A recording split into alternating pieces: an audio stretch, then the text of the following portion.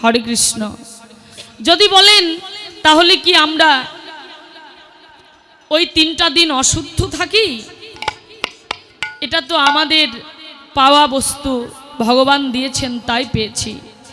এ দেহে পুষ্প না ফুটলে, একটি বৃক্ষে পুষ্প না ফুটলে গোবিন্দ পুজো হতো না। আমাদের দেহটাও তাই, এখানে লজ্জার কিছু নেই এবং অপবিত্রতার কিছু নেই। দেহে পুষ্প ফুটেছে তাই এ বৃক্ষে ফল ধরে এবং এ বৃক্ষের পুষ্প দিয়ে আমার গোবিন্দ চরণ সেবা হয়, পারমার্থিক পুষ্প। তো যাই হোক, যে দেহে যে বৃক্ষে পুষ্প ফোটে না সে বৃক্ষে ফল ধরে না, আর সেই দেহটা আমার গৌর গোবিন্দের চরণ সেবাতেও লাগে না। এজন্য লজ্জা পাবার